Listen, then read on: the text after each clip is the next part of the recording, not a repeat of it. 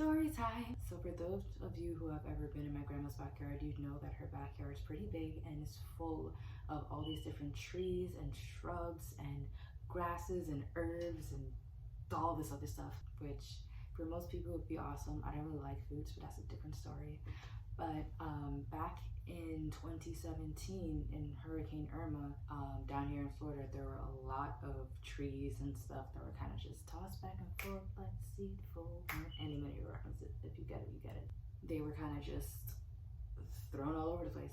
And one of them was my grandma's mango tree, and it's funny because she loved the tree very, very much, and she was quite upset that her mango tree got pulled up. But another tree in her backyard that fell down was an avocado tree, and the roots were sticking up out the ground like deceased. Now the avocado tree she's had for years, if not decades, but it never really bore fruit. Maybe like 2 or 3 during bearing season, like the most. That was about it, and that was every other couple of years. Some years it didn't really bear anything at all. So fast forward, Hurricane Irma, the tree knocked down, and my grandfather goes in the backyard and he is somehow able to get that tree to stand back up again.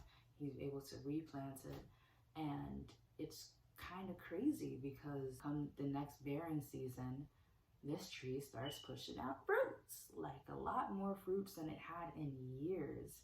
And it's just interesting to me thinking back on it, like how sometimes you can be like this tree where we're planted, we're firm or whatever, we're getting our nutrients and all that other stuff, but we're not really bearing fruit. We bear like 2 or 3 little things here or there, but we're not really bearing as much fruit as we could be. And it really made me stop and think about how that avocado tree was standing there for years, but it didn't bear anything until the tree fell down. It didn't bear anything until it was put under that stress. It didn't bear anything until its entire world was shaken up.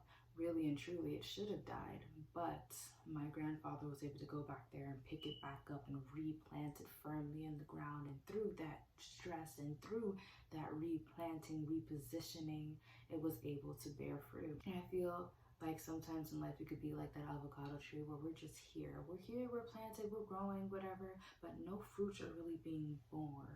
And it makes me think of that one Bible verse, Romans 5, where Paul is kind of just like, in tribulations, all these other things are produced.